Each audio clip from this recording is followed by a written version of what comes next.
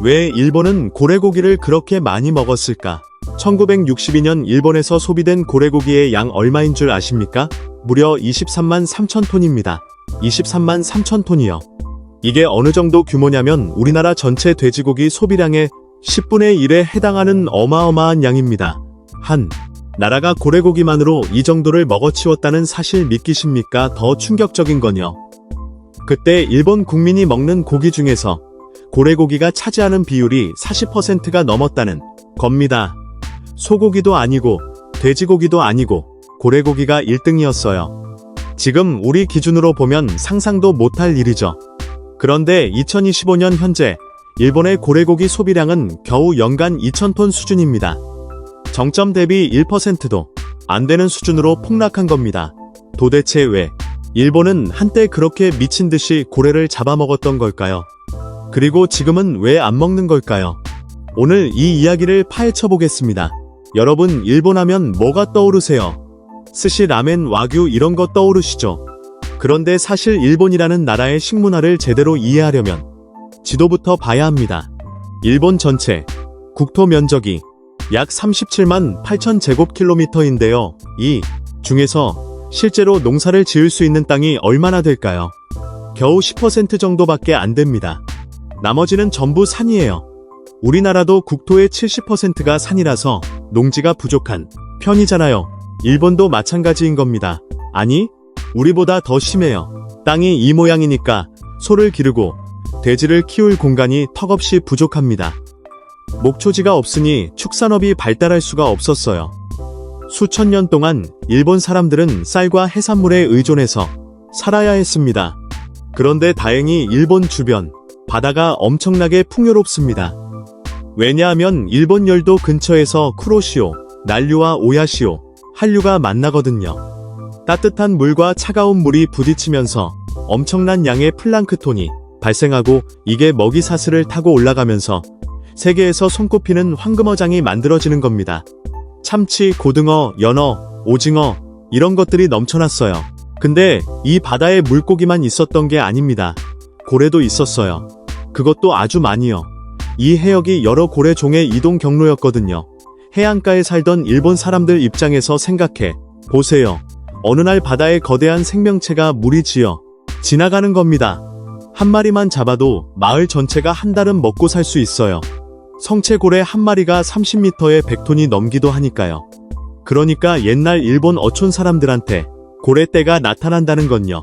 우리로 치면 풍년이 온 거나 마찬가지였습니다.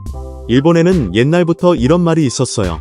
고래 한 마리가 해안에 닿으면 7마을이 풍요로워진다. 이게 과장이 아니라 진짜 현실이었던 겁니다. 초기 포경은 목숨을 건 사투였습니다. 작은 나무배를 타고 3층 건물 크기의 동물에게 접근해서 손에 든 작살로 찔러야 했으니까요. 배가 뒤집어지는 건 예삿질이었고 목숨을 잃는 어부도 많았습니다. 하지만 성공하면 보상은 엄청났어요. 고기는 마을 전체에 나눠지고 기름은 등불 연료가 됐고 뼈는 비료와 공예품 재료로 쓰였고 힘줄은 밧줄이 됐고 수염은 부채와 우산 같은 생활용품으로 만들어졌어요. 플라스틱이 발명되기 전 시대에 고래는 거의 모든 부위가 활용되는 완벽한 자원이었습니다. 버리는 게 없었어요. 17세기쯤 되면 와카야마현 다이지라는 마을이 포경의 중심지로 떠오릅니다. 이 마을에서는 포경이 단순한 생업이 아니라 하나의 문화 자체가 됐어요. 사냥에 성공하면 바다의 질환 토경의 중심지로 떠오릅니다. 신에게 감사하는 제사를 올렸고 심지어 죽은 고래를 위한 장례까지 치렀습니다. 고래를 먹으면서도 그 생명의 경의를 표한 거죠. 우리 입장에서 보면 모순처럼 느껴질 수도 있는데요. 일본의 전통적인 자연관에서는 인간이 자연으로부터 생명을 받았으니 감사해야 한다는 사고방식이 있었거든요. 여기서 잠깐 우리나라 이야기를 좀 해볼게요. 사실 한반도에서도 고래잡이의 역사가 있습니다. 울산 방구대 암각화 아시죠? 그 유적의 고래 사냥 장면이 새겨져 있어요. 선사시대부터 한반도 동해안에서 고래를 잡았다는 증거인 겁니다. 그리고 근대에 들어와서 울산 장생포가 한반도 최대의 포경기지로 성장했었죠. 지금도 장생포에 가면 고래고기 전문점이 남아있긴 합니다. 2015년에 한국관광공사가 장생포 고래고기 거리를 음식 테마 거리로 지정하기도 했는데요. 전성기 때 17곳이었던 식당이 지금은 딱 6곳만 남았습니다. 우리도 1986년에 국제포경위원회 결정에 따라 상업포경을 중단했고 지금은 혼액된 고래만 합법적으로 유통되고 있거든요. 그러니까 고래와 인간의 관계라는 건 일본만의 이야기가 아니라 사실 우리한테도 낯선 이야기는 아닌 셈이죠. 자, 그런데 일본의 고래 사냥이 전통 어촌 문화 수준에서 국가적 산업으로 완전히 뒤바뀌는 결정적 순간이 있습니다. 바로 1945년 패전이에요. 제2차 세계대전이 끝나고 일본은 완전히 폐허가 됩니다. 도시는 폭격으로 초토화됐고 공장은 파괴됐고 농업 기반은 무너졌고 식량이 극심하게 부족해졌어요. 수백만 명이 굶주림의 위기에 처한 겁니다. 이때 소고기요, 사치품이었습니다. 돼지고기도 구하기 힘들었어요. 축산을 하려면 넓은 땅과 사료가 필요한데 일본에는 둘 다 없었으니까요. 바다만이 유일한 탈출구였습니다. 그리고 여기서 흥미로운 게요. 당시 일본을 점령하고 있던 미군 사령부 연합군 최고사령부가 일본의 포경 확대를 적극 지원했다는 겁니다. 국민 단백질 공급원으로 고래를 활용하라고 장려한 거예요. 미국이요, 지금은 전 세계에서 가장 강력하게 포경을 반대하는 나라 중 하나잖아요. 그런 미국이 일본 보고 고래를 잡으라고 했다는 게 아이러니하죠. 패전 이후 불과 몇 년 만에 현대식 포경선들이 대거 투입됩니다. 디젤 엔진의 폭발 작살, 어군 탐지기, 레이더 냉동 설비, 심지어 바다 한가운데서 고래를 해체하는 모선까지 등장했어요. 기술이 완전히 바뀌면서 포경은 생사를 건 모험에서 대량 생산, 산업으로 탈바꿈합니다. 일본 포경선단은 자국 해역을 넘어서 남극해까지 진출했고 1960년대 정점에는 매년 2만 마리가 넘는 고래를 잡아들였습니다. 세계 최대의 포경 국가가 된 거예요. 그때 일본 학교 급식에 뭐가 나왔는지 아십니까? 고래고기 튀김이요. 고래고기 조림, 고래고기 카레 청구. 150년대와 60년대에 태어난 일본인들한테 물어보면 학교 급식하면 제일 먼저 떠오르는 게 고래고기라고 합니다. 고급 음식이 아닙니다. 생존을 위한 값싼 단백질이었어요. 우리나라 어르신들이 보릿고개 시절을 떠올리면서 옥수수밥이나 보리개떡 이야기하시잖아요. 일본에서는 그게 고래고기인 겁니다. 그런데 문제가 터집니다. 고래는 참치가 아닙니다. 참치는 몇 년이면 성체가 되지만 고래는 종에 따라 10년, 15년, 심지어 20년 넘게 걸려야 첫 번째 새끼를 낳아요. 한 번에 한 고. 마리만 낳고 임신 기간도 거의 1년이에요. 번식이 극도로 느린 동물인데 인간은 산업적 규모로 잡아들이고 있었으니 결과는 뻔했죠. 일본뿐 아니라 노르웨이, 영국, 미국, 소련까지 너도 나도 고래를 잡아대면서 전 세계 고래 개체수가 급격히 줄어들기 시작합니다. 일부 종은 멸종 직전까지 몰렸어요. 1982년 국제포경위원회가 상업포경 일시 금지를 결의합니다. 1986년부터 발효됐고 대부분의 나라가 이걸 받아들였어요. 우리나라도 이때 포경을 중단했죠. 그런데 일본은요, 완전히 수긍하지 않았습니다. 모든 고래 종이 다 멸종 위기는 아니다. 밍크고래 같은 종은 개체수가 충분하다. 그리고 포경은 해안 지역 사회의 전통 문화다.